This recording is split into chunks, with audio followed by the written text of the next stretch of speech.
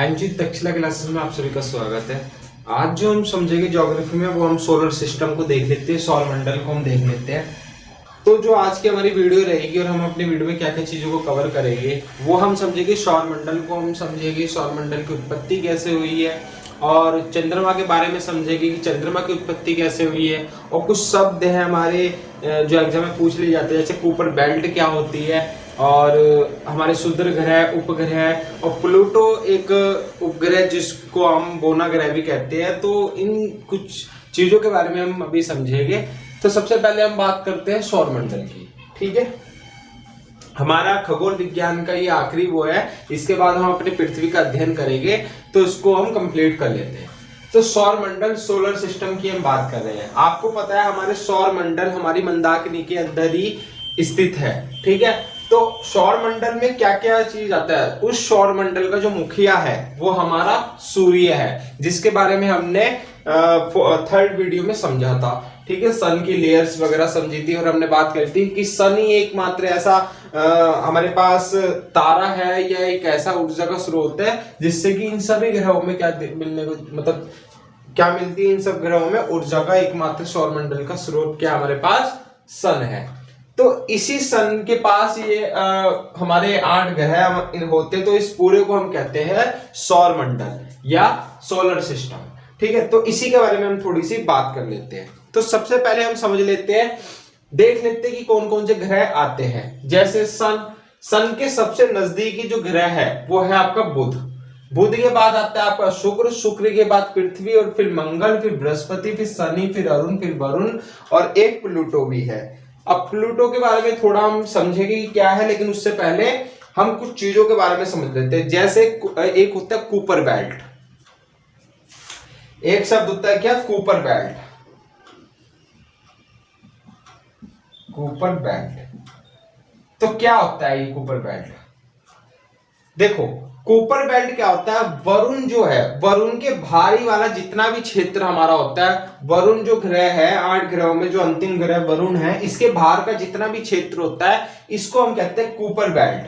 Cooper belt ये एक तरह के क्षुद्र ग्रह होते हैं। अब बात आती है क्षुद्र ग्रह क्या मतलब, ग्रहों के टूटे हुए पिंड जो एक पत्थर, चट्टानों के समान लगते हैं, है नहीं, बर्फीले गोले जिसको आप कह सकते हो। ये बर्फीले हो सकते हैं, ठीक है, हिम के कणों में हो सकते हैं, चट्टाने हो सकती है, चट्टाने, छोटी छोटी चट्टाने के टुकड़े, इन्हीं को हम क्या कहते हैं, इनको इकट्ठा जो समूह है वो वरुण के भार हमें देखने को मिलता है। ये छोटे छोटे क्या है, सारे चट्टाने के टुकड़े हैं ये सारे के सारे। तो इसी को हम कहते हैं कूपर बेल्ट, इसी को क्या कहते हैं, कूपर बेल्ट। अब बात करते हैं ये कूपर बेल्ट की कि इसकी खोज किसने करी। वैसे अगर हम कूपर बेल्ट की बात करें तो इसकी खोज होती है 1992 में। ठीक है, 1992 में इसकी खोज की जाती है। खोज भी कैसे कि हमको एक ग्रह मिलता है, मतलब एक बोना ग्रह मिलता है वहीं पर, उसका जो नाम रखा गया है वो रखा गया क्यूबो 1992। ठीक है, क्यूबो 1992 ये पिंड हमें मिला था, एक क्षुद्र ग्रह भी कह सकते हो इसको आप, या बोना ग्रह भी आप कह सकते हो। ये हमको मिला था, तो इसको ये जब हमको मिला तो इसके मिलने के अनुसार ही हमको पता चलता है कि हमारे वरुण के बाहर भी इस तरह के छोटे छोटे टुकड़ों में क्या है, पार्टिकल है, चट्टाने हैं, जो हिम के कणों में है। मतलब किस फॉर्म में है, हिम के कणों में, हिम के कण भी है। अच्छा, बात आती है हिम के कण क्यों है, क्योंकि देखो सूरज से दूरी पे है, आपको पता है सूरज से दूरी पे ऊर्जा का स्रोत सूरज ही है, तो इसके नजदीक में जितने भी आपकी चीजें रहेगी ये कैसी रहेगी, एक फॉर्म में रहेगी। मतलब जैसे अगर हम इसकी बात करें तो यहाँ पर वाटर मिल जाएगा, नहीं मिलेगा, क्योंकि बहुत ज्यादा नजदीक है, क्योंकि टेम्परेचर वहां का ज्यादा है। जैसे जैसे हम सूरज से दूर जाएंगे टेम्परेचर में गिरावट आएगी। जैसे पृथ्वी पे हमें पानी मिलता है, क्योंकि वो एक अपनी गोल्डीलॉक जोन के स्थित, मतलब गोल्डीलॉक जोन में आती है। गोल्डीलॉक जोन क्या है वो मैंने आपको बता दिया था। ठीक है, थर्ड वीडियो में मैं गोल्डीलॉक जोन के बारे में बता चुका हूं। फिर मंगल की बात करें तो ये थोड़ा और दूरी पे है। अगर हम बात करें अरुण वरुण की, तो क्या अरुण और वरुण पे आपको पानी मिल जाएगा? नहीं, लेकिन बर्फीले पानी मिल जाएगा, मतलब जो जमा हुआ होगा। यहाँ पर जो गैसें होगी जमी हुई होगी, क्यों? क्योंकि सूरज से दूरी पे है। और कूपर बेल्ट तो उससे भी दूर है, तो यहाँ पर कोई चीज हमें मिलेगी तो वो हिम के कणों में मिलेगी, ठंडी मिलेगी, ठीक है, बर्फ के गोलों में। तो 1992 में क्यूबो 1992 की क्या होती है, खोज होती है। QBI होल्ड लगा देना, ये इसका कोड वर्ड है, ठीक है, ये पूरा नाम रखा गया है QBI। तो ये हमें जब मिलता है तो इसी के तभी हम समझ लेते हैं कि 1992 से हमें इसकी कूपर बेल्ट के बारे में पता चला। लेकिन कुछ बुकों में आपको मिलेगा कि इसकी खोज 1951 में हुई। तो देखो 1951 में इसकी खोज नहीं होती। एक व्यक्ति थे जेरार्ड कूपर, एक व्यक्ति थे जेरार्ड कूपर, इन्हीं के नाम से इसका नाम रखा गया था कूपर। इन्होंने क्या किया, इन्होंने भविष्यवाणी करी थी। देखो भविष्यवाणी का मतलब एक परिकल्पना, जिस तरह के ब्लैक होल की हम परिकल्पना करते हैं कि एक्चुअली में कोई ऐसा पिंड होगा।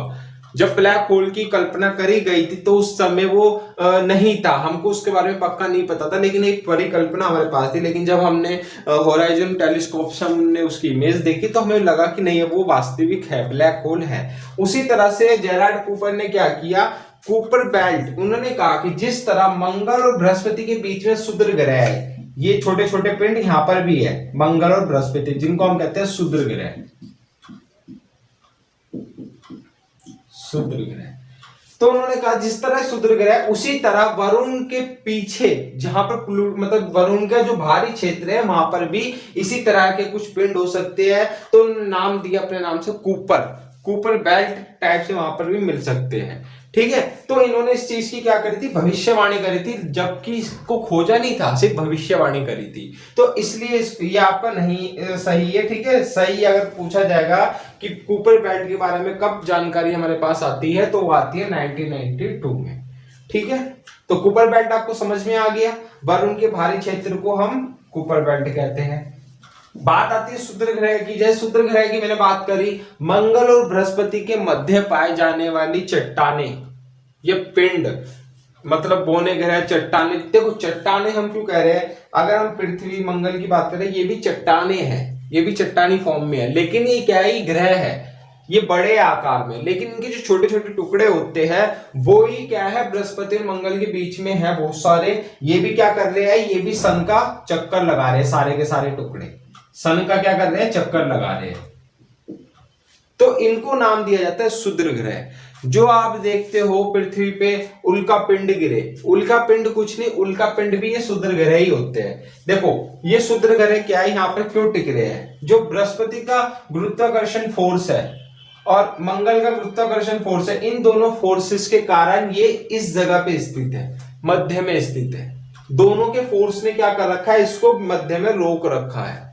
अगर मान लो यहां से अगर एक भी चीज हटती है तो ये इधर, दोनों का जो गुरुत्वाकर्षण फोर्स है इस बीच में लग रहा है, इसी के कारण ये क्षुद्र ग्रह क्या है, यहाँ पर स्थित हो रखे हैं, ठीक है। कभी कभी क्या होता है, मंगल जब अपनी स्थिति से हटता है, मतलब ये अपनी सारे के सारे ग्रह क्या कर रहे हैं, सूरज का चक्कर लगा रहे हैं, आपको पता है। लेकिन जब ये मंगल मान लो थोड़ा सा चक्कर लगाते लगाते यहां पहुंच गया और पृथ्वी थोड़ी सी यहां आ गई, तो अब हम बात करेंगे जब मंगल यहां आ गया, बृहस्पति यहां पर है, तो इसका फोर्स इतने एरिया को क्या रखेगा, कवर रखेगा, और इसके जो क्षुद्र ग्रह थे वो इस वाले एरिया को कवर रखेगा जो यहाँ पर क्षुद्र ग्रह होंगे। लेकिन यहाँ पर एक दो जो क्षुद्र ग्रह होंगे इनको क्या करती है, पृथ्वी अपनी ओर खींच लेती है, क्योंकि पृथ्वी का भी क्या है, गुरुत्वाकर्षण फोर्स है, और पृथ्वी के साथ साथ चंद्रमा का भी है। तो मान लो यहाँ चंद्रमा आ जाए और चंद्रमा और पृथ्वी दोनों में से किसी ने एक क्षुद्र ग्रह को अपनी ओर खींच लिया, तो जैसे ही ये चंद्रमा पे गिरेगा तो इसको भी हम उल्का पिंड कह सकते हैं कि चंद्रमा पे। अब मान लो चंद्रमा यहां पर ना हो, वो यहां पर हो चंद्रमा, और क्षुद्र ग्रह को खींच लिया पृथ्वी ने अपनी ओर गुरुत्वाकर्षण फोर्स के कारण, और जैसे ही पृथ्वी के वायुमंडल में एंटर होगा, ये क्षुद्र ग्रह पृथ्वी के वायुमंडल में एंटर होगा, इसके अंदर क्या उत्पन्न हो जाएगी, घर्षण पैदा हो जाएगा, क्योंकि वायु जो पृथ्वी का वायुमंडल है उसके कारण क्या हो जाएगा, घर्षण पैदा हो जाएगा, जिसके कारण चमकने लग जाएगा, आग ले लेगा, एक आग का रूप ले लेगा। तो अगर उसका आकार छोटा होगा ज्यादा, उस चट्टान, क्षुद्र ग्रह एक किस्म की चट्टाने हैं, ठीक है, ये हम चट्टाने कह के चल लेते हैं इसको।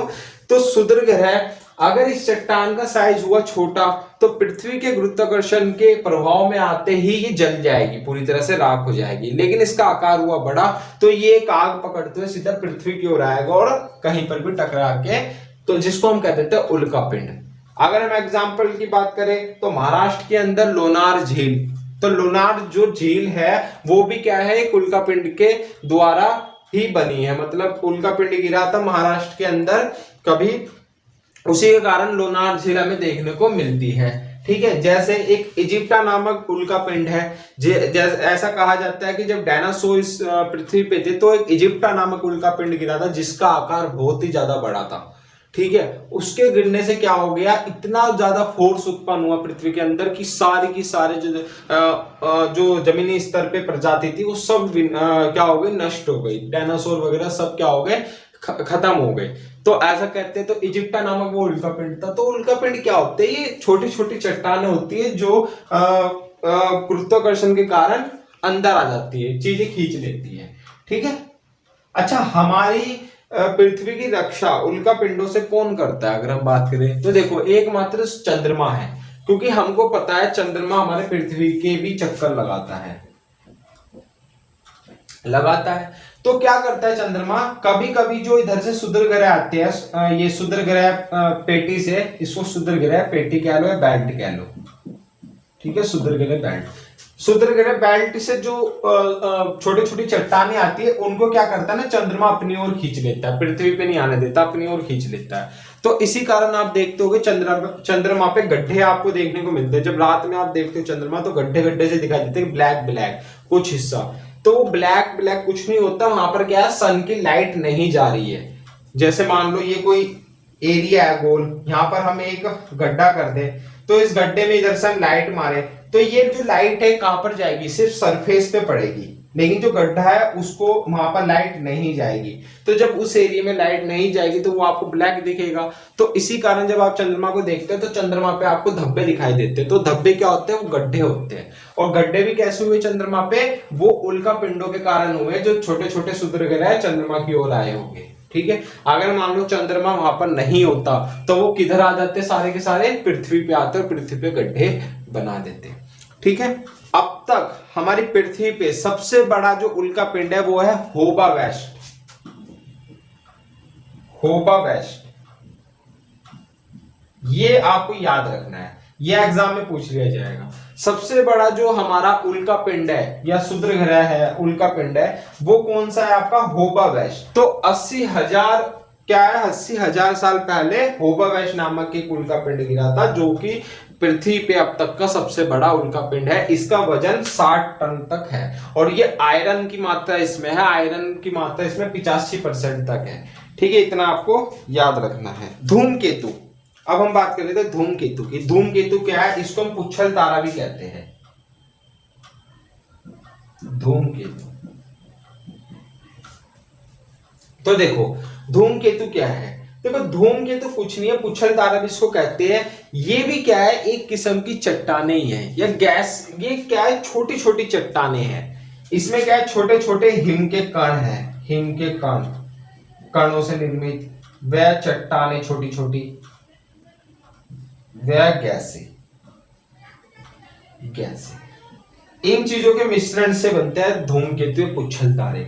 ये आपके कहां पाए जाते हैं, ज्यादातर जो होते हैं कूपर बेल्ट में पाए जाते हैं, कूपर बेल्ट के बाहरी एरिया में, मतलब हमारे सौरमंडल के बाहरी एरिया में, और बाहरी एरिया में, और कभी कभी अंदर भी आ जाते हैं। बट क्या होता है, क्या इसकी मतलब पहचानने की क्रिया है, ये क्या करते हैं, ये भी क्या करते हैं जो धूमकेतु, ये भी सूरज का चक्कर लगाते हैं। और जैसे ये सूरज के समीप आते हैं, मतलब सूरज के नजदीक आते हैं, तो ये चमकने लग जाते हैं, क्योंकि सूरज की लाइट इन पे पड़ती है। अब देखो गैसीय फॉर्म में है, हिम के कणों में है और गैसीय फॉर्म में है, तो जब गैस पे लाइट पड़ेगी तो वो चमकने लग जाएगी। तो जैसे ये सूरज के नजदीक आते हैं तो ये चमकने लग जाते हैं। अब मैंने आपको बताया ये कूपर बेल्ट में स्थित होते हैं, कूपर बेल्ट में। तो कूपर बेल्ट कहाँ है, वरुण से पीछे है, एरिया क्या है, सूरज से दूरी पे स्थित हो गया, तो वहां एरिया में क्या हो जाएगा, हिम के कण उपस्थित हो जाएगा, मतलब ठंडा हो जाएगा। और जैसे ये घूमता हुआ नजदीक आएगा सन के नजदीक आ जाता है, सौरमंडल में एंटर हो जाता है। सौरमंडल में जैसे ही एंटर होगा, सन के नजदीक आता है, तो ये चमकने लग जाएगा। और चमकने के साथ क्या होता है, जो इसके अंदर के हिमकण है या गैसें है वो रिलीज होनी हो जाएगी, मतलब जब कोई बर्फ है, बर्फ पिघलनी शुरू हो जाएगी, इस तरह समझ लो। तो जब ये गैसें विरल होनी शुरू हो जाएगी, फैलने लग जाएगी, इसके हिम के कण दूर दूर होने लग जाएंगे, तो ये कुछ इस तरह से पूंछ से बना लेगा। मतलब आगे तो थोड़ा डार्क हिस्सा रहेगा और पीछे धूल के छोटे छोटे कण इस तरह से रहेगी, इस तरह से, इस तरह से। इसको फिर कहा जाता है पुच्छल तारा, पूंछ वाला तारा जो कि चल रहा है। जिस तरह घूम घूम के फिर जब थोड़ा सूरज से दूर जाएगा तो जो इसके अंदर के पार्टिकल है, गैस है, वो फिर जमनी शुरू हो जाएगी, हिम का कण। फिर ये उल्का पिंड क्या बोलते हैं, धूमकेतु के रूप में फिर कुपर बेल्ट में घूमेगा, फिर वापस इसके पास आएगा, फिर चमकने लग जाएगा। तो धूमकेतु और आपके पुच्छल तारा दोनों एक ही है। क्वेश्चन पर ये पूछ लेगा कि किस चीज से निर्मित होते हैं, हिम के कण व गैसों से निर्मित होते, छोटी छोटी चट्टानें ये होती है और सूरज के प्रकाश के साथ ये चमकने लग जाते हैं। हाँ, इनकी जो पूंछ होती है वो सूरज से विपरीत दिशा में हमेशा देखने को मिलती है, मतलब सूरज के विपरीत दिशा में ही इसकी पूंछ रहेगी। ठीक है, तो ये आप ध्यान रखना। जैसे एक पुच्छल तारा है एक्री, एक्री नामक पुच्छल तारा 76 ईयर में हमें एक बार देखने को मिलता है। लास्ट टाइम ये 1986 में हमें देखने को मिला था और अब भविष्य में हमें 2062 में देखने को हमें मिलेगा एक्री नामक पुच्छल तारा। तो ये तो थे धूमकेतु या पुच्छल तारा कि क्या होते हैं। ठीक है, तो अब देखो हमको पता है ये हमारे 8 ग्रह होते हैं। ठीक है, ये जो आपके ग्रह बुध, शुक्र, पृथ्वी, मंगल, अगर हम इनकी साइज की बात कर लेते हैं तो सबसे बड़ा जो हमारा ग्रह है, अच्छा पहले ये समझ लो ग्रह होता क्या है। ग्रह होता है, ग्रह की डेफिनेशन जो होती है, एक ऐसा आकाशीय पिंड, एक ऐसा आकाशीय पिंड जो अपने नजदीकी तारे का चक्कर लगाए, जो अपने नजदीकी तारे का चक्कर लगाए। अब हमारे नजदीकी जो ग्रह है, इनके नजदीकी तारा कौन सा है, सूर्य। तो हम ये लिख सकते हैं सूर्य का चक्कर लगाए, चक्कर लगाए। तो बताओ ये पृथ्वी करती है, करती है। दूसरी फॉर्म है इसकी अपनी कक्षा में लगाए, अपनी कक्षा में लगाए। अच्छा, अपनी कक्षा क्या होती है, देखो ये जो बुध, शुक्र, पृथ्वी जो है ये ना एक इनकी कक्षा है। जिस फॉर्म में चक्कर लगा रहे हैं ना इस तरह से, तो ये इनकी कक्षा है, इनका घर है, इसी फॉर्म में चक्कर लगाएंगे। अगर मान लो ये बुध अभी यहां जा रहा लेकिन उधर से घूमता घूमता ये इधर से बृहस्पति के बीच में से निकल के आ जाए, तो ये क्या है, ये अपनी कक्षा में नहीं है, ये कहीं से भी जा रहा है, मतलब कहीं इधर से गया फिर यहां से होके इधर से निकल गया। तो क्या है, ये डेफिनेशन पूरी नहीं होगी। क्या होना चाहिए, कोई भी ग्रह अपनी कक्षा में ही चक्कर लगाना चाहिए उस तारे का। तो देखो बुध है, हमेशा यही ऐसे ही चक्कर लगाएगा। शुक्र है, हमेशा इसी तरह चक्कर लगाएगा, मतलब ऐसा नहीं है कि दूसरे की कक्षा काटेगा, अपने कक्षा में ही क्या करेगा, चक्कर लगाएगा।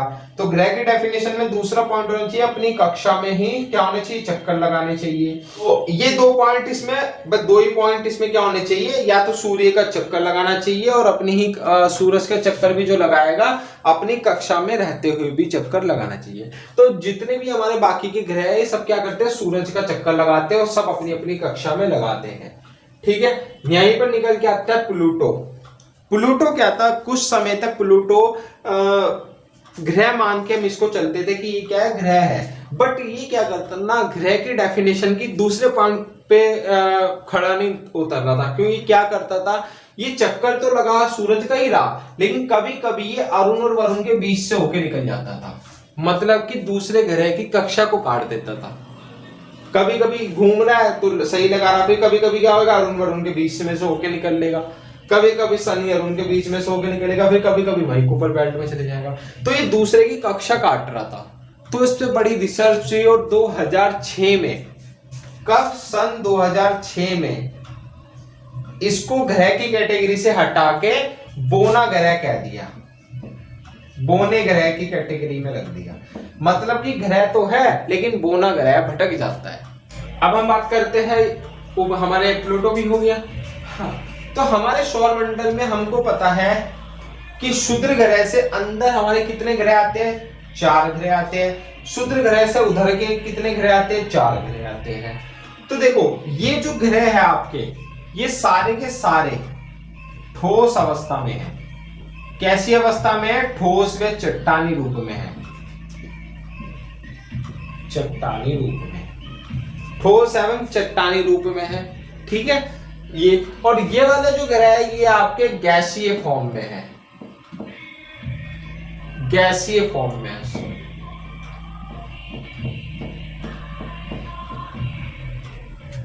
गैसीय फॉर्म में है। अब देखो चारों के चारों ग्रह कैसे हैं।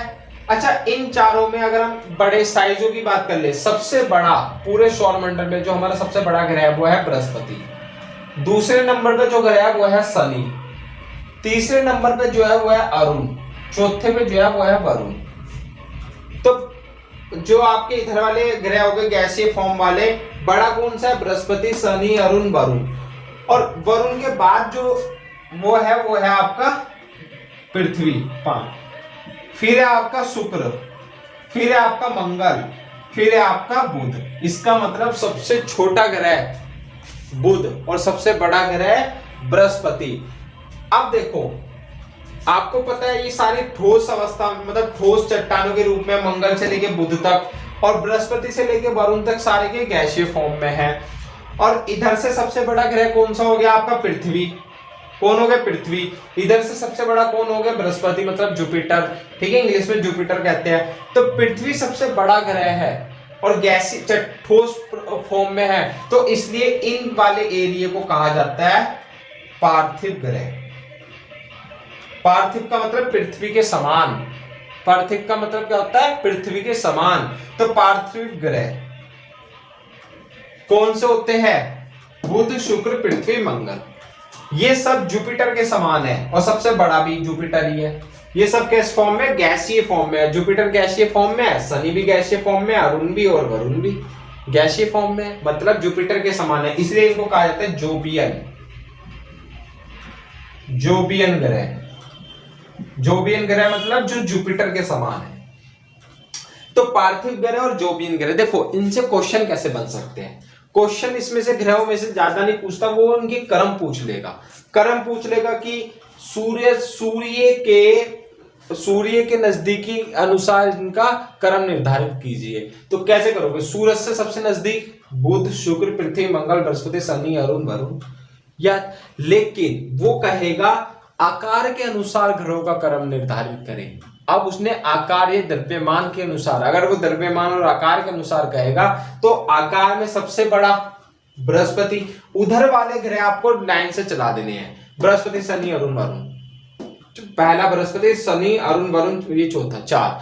इधर जैसी पहुंचोगे, इधर पार्थिव ग्रहों में सबसे बड़ा ग्रह पृथ्वी, तो 5वां पृथ्वी, और पृथ्वी के बगल में शुक्र है, शुक्र के बगल में इधर मंगल, मंगल के बाद बुध। इधर के आपको थोड़ा याद कर लेने हैं। तो बस इतना याद रखना, पार्थिव ग्रहों में सबसे बड़ा ग्रह पृथ्वी और जोबियन ग्रहों में सबसे बड़ा जुपिटर या बृहस्पति, ठीक है, बृहस्पति। तो ये आपको याद रखना है, पार्थिव ग्रह और जोबियन ग्रह, ठीक है। ये आपका क्रम पूछ लेगा तो क्रम आपको याद रखने हैं, ठीक है। बाकी ग्रहों की अगर हमें डिटेल वीडियो, तो शॉर्ट वीडियो में ग्रहों की बनाऊंगा, जिस तरह के कि 30-30 सेकंड की मैं एक वीडियो सीरीज चलाऊंगा। उसमें क्या रहेगा, 30 सेकंड में मैं आपको ग्रह की सारी डिटेल बता दूंगा शॉर्ट वीडियो में, सॉरी बुध की, और फिर शुक्र की, फिर पृथ्वी की। इस तरह से मैं आपकी 8 वीडियो बनाऊंगा और 8 वीडियो में मैं आपको इनकी डिटेल बता दूंगा ग्रहों के। डिटेल मीन्स कि अपनी अक्ष पे कितनी देर में घूमता है, यहाँ पर ज्वालामुखी कौन कौन सी पाई जाती है, गैसें कौन कौन सी पाई जाती है, वो चीजें, ठीक है, वो हम बता लेंगे। बस अभी हमने इन ग्रहों की बात कर ली और इनकी स्थिति की बात कर ली कि किस जगह पे है। अब हम चलते हैं अपनी पृथ्वी की ओर, क्योंकि अर्थ को समझने से पहले चंद्रमा को थोड़ा देख लेते हैं, ठीक है। चंद्रमा की क्या है, लेकिन चंद्रमा से पहले एक चीज आप याद रखना, जिस तरह आपको पता है अर्थ के नजदीकी, सबसे नजदीकी तारा कौन सा है, सूर्य है, जो फर्स्ट नंबर पे सबसे नजदीक आता है, ठीक है। दूसरा, और इसके मध्य जो दूरी हमें देखने को मिलती है वो कितनी देखने को मिलती है, लगभग 15 करोड़ किलोमीटर, मतलब लगभग 14 करोड़ कुछ है समथिंग, बट लगभग में आप 15 करोड़ किलोमीटर मान सकते हैं। अर्थ तो सूर्य के मध्य दूरी, ठीक है, 15 करोड़। और यही सबसे नजदीकी क्या है, तारा है। दूसरे नंबर का जो सबसे नजदीकी तारा है पृथ्वी के, वो है प्रोक्सिमा सेंटोरी, ठीक है, प्रोक्सिमा सेंटोरी सेकंड नंबर पे। और थर्ड नंबर पे जो है वो है आपका अल्फा सेंटोरी। Alpha Centauri. ये 3 तारे आपको याद रखने हैं। पृथ्वी के नजदीकी दूसरा तारा प्रोक्सिमा सेंटोरी और तीसरा नंबर का अल्फा सेंटोरी। ये 3 तारे क्या है पृथ्वी के नजदीक, मतलब सॉरी अर्थ के, ये पृथ्वी के नजदीक है। दूरी के हिसाब से फर्स्ट सेकंड थर्ड है। पृथ्वी और क्या बोलते हैं सूरज के मध्य दूरी 15 करोड़ किलोमीटर है। इसी दूरी को बोला जाता है खगोलीय इकाई। खगोलीय इकाई। अगर कोई आपसे पूछ लेगा एक खगोलीय इकाई कितनी होती है, तो एक खगोलीय इकाई का मतलब आप ये बोल सकते हो कि पृथ्वी और सूरज के मध्य की दूरी। वो कहेगा ये तो समझ में नहीं आ रहा, गणितीय फॉर्म में बताओ, मैथमेटिकली फॉर्म में बताओ, तो आप क्या कह दोगे 15 करोड़ किलोमीटर। क्योंकि 15 करोड़ मीटर जो भी पृथ्वी और सूरज के मध्य की दूरी है उसको कहा जाता है खगोलीय इकाई, एक खगोलीय इकाई। ठीक है, एस्ट्रोनॉमिकल यूनिट, इंग्लिश में एयू इसको कहा जाता है, एयू। तो एयू का मतलब क्या होता है 15 करोड़ किलोमीटर, मतलब पृथ्वी और सूरज के मध्य की दूरी को ही हम एस्ट्रोनॉमिकल यूनिट कहते हैं, खगोलीय इकाई कहते हैं। ठीक है, एक शब्द आता है कि कोई चीज हमसे इतने प्रकाश वर्ष दूर है ना, आपने सुना होगा लाइट ईयर दूर है। तो बात आती है क्या होता है, लाइट ईयर दूर है तो कितना दूर है, किलोमीटर में समझो, ऐसा तो नहीं समझ में आता है ना। तो देखो अगर कहीं लिखा है एक प्रकाश ईयर, एक प्रकाश वर्ष किलोमीटर, मतलब एक प्रकाश ईयर दूर है, ये कोई लिखा है, तो इसका मतलब क्या है कि एक वर्ष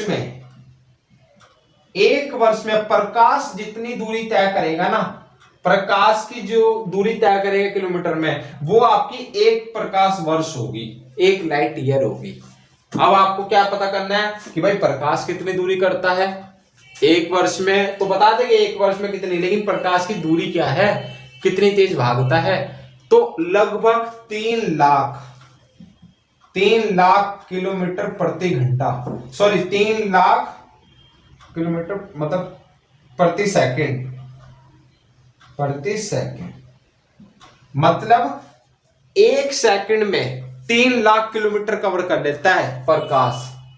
अब दूसरी चीज, एक होता है आपका, ठीक है, एक होता है आपका पारसेक। ठीक है, पारसेक क्या होता है, तो देखो पारसेक का मतलब होता है 3.26 प्रकाश वर्ष। 3.26 प्रकाश वर्ष को कहा जाता है एक पारसेक। मतलब दूरी की सबसे बड़ी इकाई अगर कोई पूछ ले, अब तक की मनुष्य ने जो अब तक की दूरी की सबसे बड़ी इकाई की जो वो करी है माप, वो पारसेक करी है। तो पारसेक का मतलब क्या होता है 3.26 प्रकाश वर्ष। ठीक है, 3.2, और एक प्रकाश वर्ष क्या होता है, एक साल में प्रकाश ने जितनी चाल चली, इसका मतलब 3.26 चाल में मतलब प्रकाश ने जो चाल तय करी वो आपकी एक पारसेक होती है। ठीक है, तो ये आप देख लेना। तो बात कर लेते हैं पृथ्वी को पढ़ने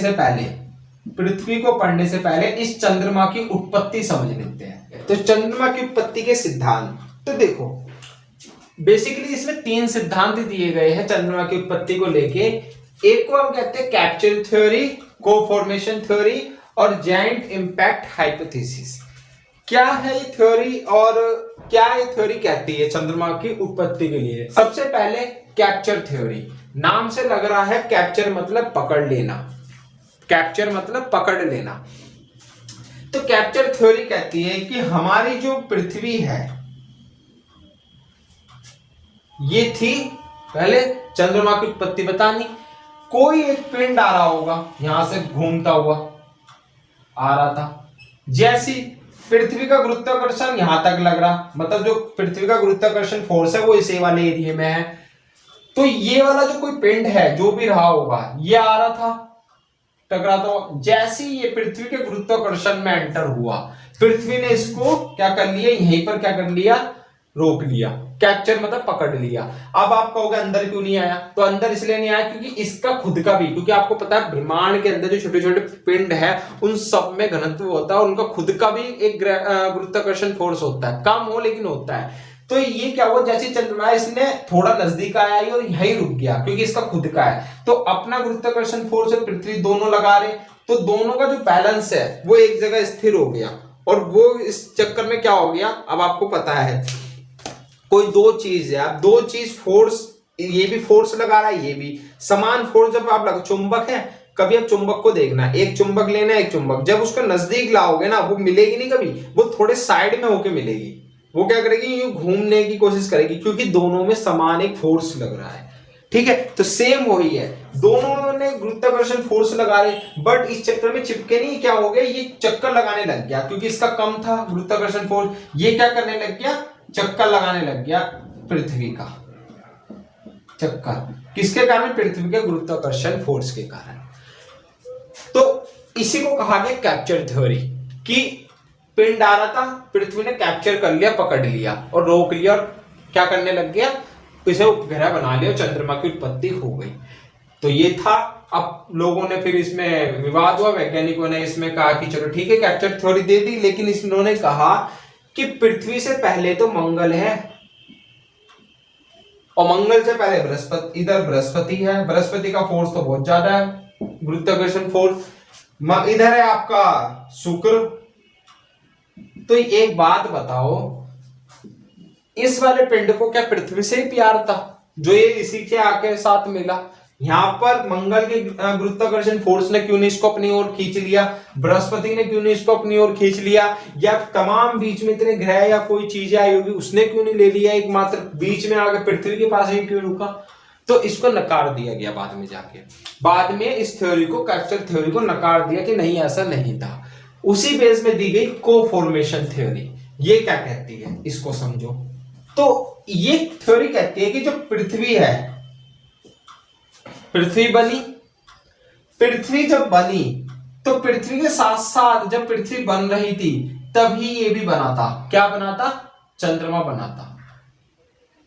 पृथ्वी के साथ साथ ही क्या बना? चंद्रमा बना, मतलब दोनों एक ही समय पे बने। पृथ्वी जब बनी तभी क्या हुआ? चंद्रमा का भी निर्माण हुआ। तो अब इसमें बात आती है, ठीक है, ये भी बात ठीक है भाई, जब पृथ्वी बनी, जब पृथ्वी का हम निर्माण समझेंगे उसमें समझेंगे पृथ्वी कैसे बनी, बट अभी समझो कि पृथ्वी बनी और उसी के साथ चंद्रमा बन गया। तो जब दोनों एक साथ बने तो समानता होनी चाहिए, दोनों में, दोनों की क्रियाएं में समानता होनी चाहिए, जबकि ऐसा नहीं है, समानता नहीं है। क्या नहीं है? पृथ्वी का जो कोर का घनत्व है, कोर का घनत्व है वो अधिक है। पृथ्वी के कोर का जो घनत्व है वो अधिक है, और चंद्रमा के जो कोर का घनत्व है, या पूरा चंद्रमा का जो घनत्व है, कोर का ले रहे हो सबका, क्योंकि चट्टानी तो है, तो चंद्रमा का जो घनत्व है वो कम है। तो इसमें यह कहा गया कि अगर पृथ्वी चंद्रमा की उत्पत्ति एक साथ हुई है तो इनका कोर का घनत्व भी तो एक होना चाहिए, घनत्व भी तो एक होना चाहिए, लेकिन ऐसा नहीं है, दोनों का घनत्व अलग है। अगर किसी चीज का वो हुआ है, जैसे मान लो मेरा जो निर्माण हुआ है सेम मेरे जैसा ही एक जुड़वा भाई, तो हम दोनों का डीएनए सेम होना चाहिए, है ना, लेकिन नहीं है ऐसा, तो अलग अलग हुआ। तो सेम घनत्व की बात वही है कि जब अगर समानता है, दोनों का उत्पत्ति एक साथ हुई है, तो यहां पर समानता, घनत्व अलग अलग कैसे आया? तो को-फॉर्मेशन थ्योरी को भी नकार दिया गया। ठीक है, इसके बाद दी गई जायंट इंपैक्ट हाइपोथेसिस। ये क्या कहती है? ये कहती है कि पृथ्वी थी, पृथ्वी का जो प्रारंभिक रूप था, पृथ्वी प्रारंभिक मतलब जब पृथ्वी बनी थी, जब पृथ्वी का क्या हुआ था? निर्माण ही हुआ था। तो जब पृथ्वी बनी थी तो आज से 4.5 मिलियन वर्ष पहले, इतने वर्ष पहले एक पिंड था मंगल जैसा, मतलब मंगल के साइज का एक पिंड था। उस पिंड को जो नाम दिया गया था उसको दिया गया थिया। क्या नाम दिया इस पिंड को? थिया। कि कोई एक पिंड था जिसका नाम था थिया, वो आ रहा था, मंगल के आकार का था। पृथ्वी क्या थी उस समय? बनी रही थी, गरम थी, है नहीं, बनी रही थी। तो ये पिंड आते ही क्या हो गया? किससे टकरा गया? पृथ्वी से टकरा गया। अब पृथ्वी से टकरा गया, पृथ्वी का जो ऊपरी सतह थी, ये जो ऊपरी सतह थी, इससे ये टकरा गया और इस पृथ्वी के ऊपरी सतह को इसने अलग कर दिया पृथ्वी से। इतना खतरनाक इंपैक्ट हुआ। इंपैक्ट का मतलब होता है कि क्रिया इतनी तेज, टकराव इतना हुआ, टकराव को इंपैक्ट। लेकिन जाइंट इंपैक्ट का मतलब खतरनाक टकराव हुआ। ठीक है, हिंदी में इसको कहते हैं भीमकाया या भीमकाप इंपैक्ट। ठीक है, लेकिन आपको जाइंट इंपैक्ट हाइपोथेसिस याद रखना है। भयंकर क्या हुआ, इंपैक्ट हुआ और थिया नामक एक पिंड से पृथ्वी का ऊपरी सतह क्या हो गई, ऊपरी सतह अलग हो गई, अलग हो गई है। और जो ये हिस्सा अलग हुआ पृथ्वी का, ये गड्ढा बन गया। इसी गड्ढे में जाके थोड़े समय में पानी भर गया, जो महासागर बना। लेकिन जो ये ऊपर वाला हिस्सा था ये अलग हो गया।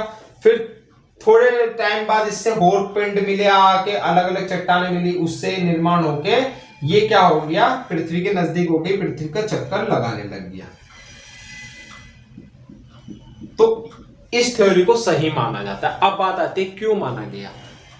हम कैसे मान ले कि थिया नामक कोई पिंड आया, टकरा गया, क्योंकि इसने जो घनत्व वाली, मैंने अभी एक बात कही थी कि पृथ्वी का घनत्व ज्यादा कैसे, चंद्रमा का कम कैसे, वरना समान होना चाहिए जब एक साथ बनी, तो ये कैसे, तो इसमें ये हुआ। अब आपको एक चीज पता है, पृथ्वी के कोर का घनत्व ज्यादा, लेकिन जैसे जैसे आप कोर से ऊपर की ओर आओगे, जब हम पृथ्वी की आंतरिक संरचना को पढ़ेंगे तो उसमें मैं आपको समझाऊंगा इसको। तो जब कोर का घनत्व ज्यादा, लेकिन जैसे जैसे आप ऊपर आओगे ना, पृथ्वी का घनत्व कम होता रहता है और सतह का घनत्व, कोर का घनत्व में अंतर आएगा। सतह का जो घनत्व है वो हल्का होगा और पृथ्वी के कोर का जो घनत्व होगा वो ज्यादा होगा। और एक बात बताओ, थिया नामक पिंड ने पृथ्वी का ऊपरी सतह को हटाया था, तो ऊपरी सतह का घनत्व कैसा, वो होगा कम, और पृथ्वी के अंदर का घनत्व ज्यादा कैसे, कोर का, क्योंकि वो तो कोर है, क्योंकि उसने कोर को तो हटाया ही नहीं, उसने ऊपरी सतह को हटा दिया और चंद्रमा बन गया। तो इसलिए इसका घनत्व कम है, क्योंकि ये पृथ्वी की ऊपरी चट्टान है। और पृथ्वी, अब इसमें बात आती है तो चट्टानों में समानता होनी चाहिए।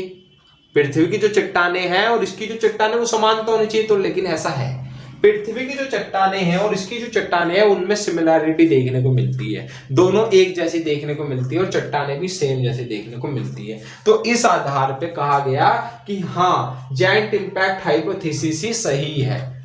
बट आगे चल के वैज्ञानिक इस पर रिसर्च कर रहे हैं, आगे जो थ्योरी आएगी उस पर हम बात करेंगे। बाकी अभी के लिए जायंट इंपैक्ट थ्योरी हमारी चंद्रमा की उत्पत्ति के सिद्धांत में एक महत्वपूर्ण भूमिका निभाती है और इसी सिद्धांत को हम मान के चलते हैं। ठीक है, तो ये आपको समझ में आ गया होगा। ठीक है, थिया नामक, बस इसमें आपको याद रखना, थिया नामक पिंड टकराया था, वो यहाँ पे जायंट इंपैक्ट हाइपोथेसिस थ्योरी द्वारा ही चंद्रमा का निर्माण हुआ। तो ये थी आपकी चंद्रमा की डिटेल।